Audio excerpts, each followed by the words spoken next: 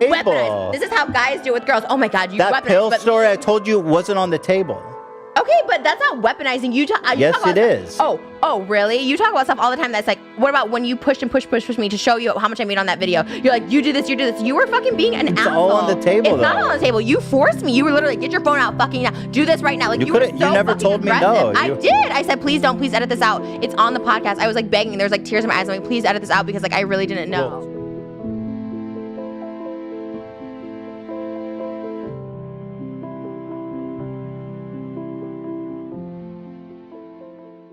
the phenomenon of anti-women and misogynistic rhetoric on the internet is prevalent yet unsurprising. Misogyny, as defined by Oxford Languages, is the dislike of, contempt for, or ingrained prejudice against women.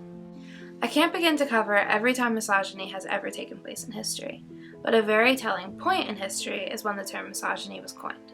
According to an article in New York Times Magazine by Nina Renata Aaron, the term misogyny was coined as a response to an anti-woman pamphlet in 1615, written by Joseph Swetnam. This pamphlet was written for young men to warn them of the evils of women and guide them as they embarked in their lives and chose their wives. On the topic of women being crooked by nature, Swetnam states, "Women lay out the folds of their hair to entangle men into their love. Betwixt their breasts is the veil of destruction, and in their beds there is hell, sorrow, and repentance. Eagles eat not men till they are dead, but women devour them alive. For a woman will pick your pocket and empty your purse, laugh in your face, and cut your throat. They are ungrateful, perjured, full of fraud, flaunting, and deceit, unconstant, waspish, toyish, light, sullen, proud, discourteous, and cruel." This was a wildly popular piece of writing, birthed by the 17th century fear of women having control and challenging the gender norms placed on them from the second they were born. While women in the United States have made great strides, there is still a very prevalent layer of misogyny woven into our society. The current figurehead of misogyny is Andrew Tate. Andrew Tate is now banned on most social media platforms, but in August of 2022, he had over 4 million Instagram followers and over 1 million TikTok followers. He claims to be a coach for young men on how to make money and, in his words, solicit the love of women. He's gone on record saying that women and their bodies belong to men, women can't drive, and that it is a woman's job to clean and be in the home. Not only that, he has so similarly to Swetnam specifically suggested targeting young women with less life experiences as romantic partners to make it easier to imprint on them, and gone on record describing physical acts of violence against women he would theoretically commit. While Andrew Tate and his mass amount of followers represent extreme cases of misogyny still running rampant in society today, they are not the exception. The misogynistic and toxically patriarchal nature of our society is ever present, even in the most seemingly innocuous occasions. With that being said, today we're going to focus on the misogyny in the comment sections of Internet Personality podcasts with male and female counterpart co-hosts.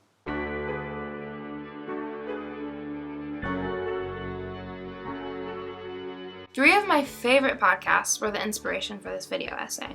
The podcasts we're going to be looking at today are Frenemies with Ethan Klein and Trisha Paytas, Jeff FM with Jeff Wittick and Tana Mojo, and Brooke and Connor Make a Podcast with Connor Wood and Brooke Everett. All 3 of these podcasts have male and female counterpart co-hosts who have very similar levels of fame, notoriety, and credibility.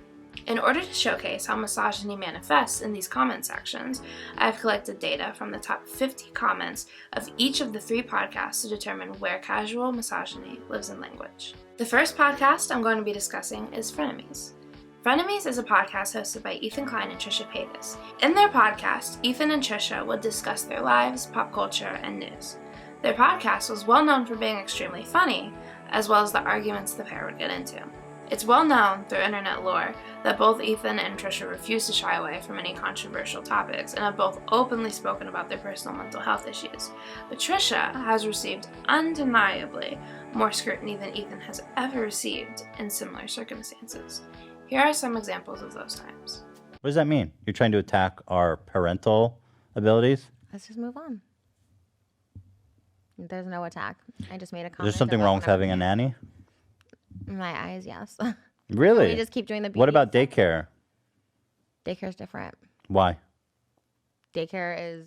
I think it's important to note as we read these comments how much emphasis is placed on how hard these conversations must be for Ethan, and how all of the blame is being put onto Trisha. People are even going so far as to reduce their fight to the fact that Trisha felt ugly that day, and that's why she was being argumentative, instead of acknowledging the fact that they might have gotten into an actual valid fight for a valid reason. We're now going to be talking about Jeff FM. Jeff gained popularity on YouTube as a member of David Dobrik's vlog squad, as a former felon drug dealer turned sober daredevil barber.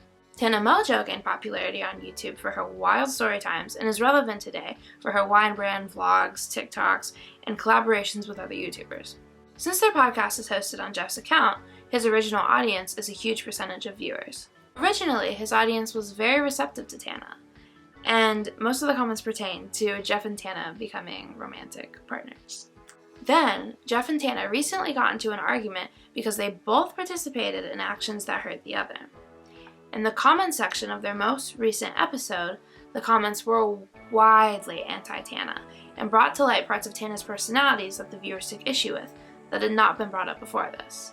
Some of the examples include: breaks my heart. I was really sad thinking that you doubted how much I love you and like how much I support you and like how much I have your back. It actually broke my heart. I cried for an entire week, and which is so toxic. I just want to like put it out there. We finally were in our. I didn't doubt how much you had my back. I didn't doubt your friendship towards me. I felt like you got. I think the most interesting thing to note here is that Jeff is taking the opportunity to say how grateful he is for Tana and how he forgives her for their argument. Even so, the vast majority of comments are attacking Tana and stating that she's a bad friend, that she's a gaslighter, and that she's a toxic person, even though the person who she's actually friends with is completely over the argument. Furthermore, almost none of the comments addressed what Jeff did to Tana. The third podcast I will be discussing is Brooke and Connor Make a Podcast. Brooke and Connor both became popular on TikTok around the same time and became very close friends. This podcast is very near and dear to my heart, and I've listened to all of the episodes, some of them multiple times over. Their audience, as well as their content, is usually very overwhelmingly positive and funny. In one episode specifically, though, I noticed that the comments were a lot more negative than usual. In this episode, they had a female guest named Delaney Rowe. As I watched this video, I didn't notice anything other than three friends having a conversation. When I went to the comments, here's the examples of what I saw. Some of the actions they claimed she did was box out Brooke with her body language and flirt with Connor because they were contriving the idea that Delaney was romantically interested in Connor. Another comment suggested that Delaney was trying to one-up Brooke, suggesting that the two women in the room were in competition. Another comment suggested that Delaney seemed like a mean girl from high school and gave off super pretentious energy. Assessing people's actions and intentions based off of an hour-long podcast episode is problematic, yet natural. But while I was reading these comments, I could not help but wonder if the same things would have been said if Delaney had been replaced with a male guest.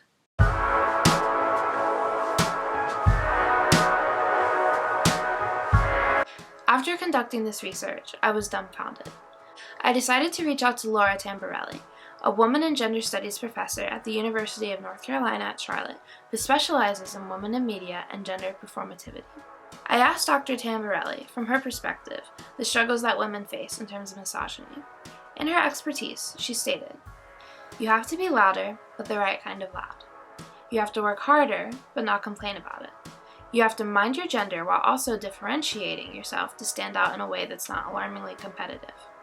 And that's an absolutely ridiculous tightrope that we are attempting to walk."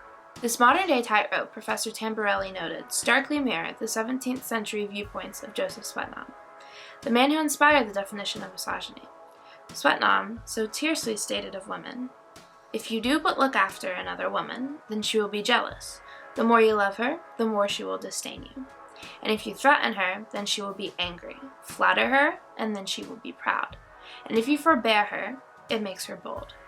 If you chasten her, then she will turn to a serpent. At a word, a woman will never forget an injury, nor give thanks for a good turn." I've quoted Swetnam at such length because it is such a testament to the way women have been viewed for years upon years.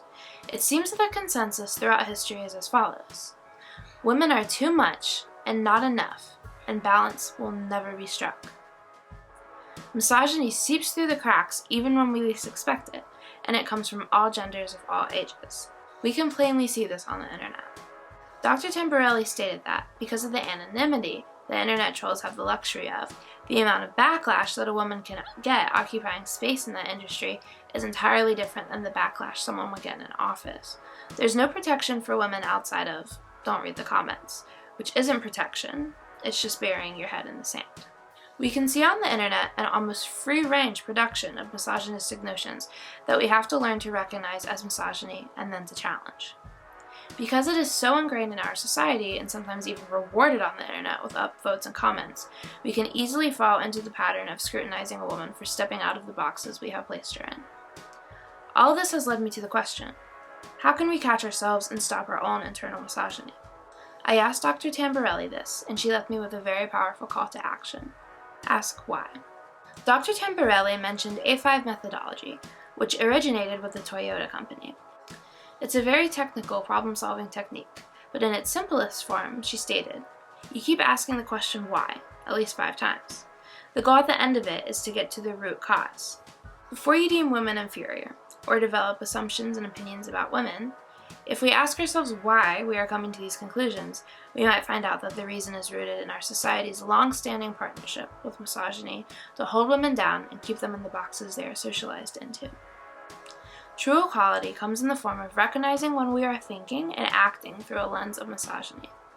If we challenge ourselves to ask why, we can catch ourselves in the people around us and reframe our perspectives to finally protect women. Mic drop.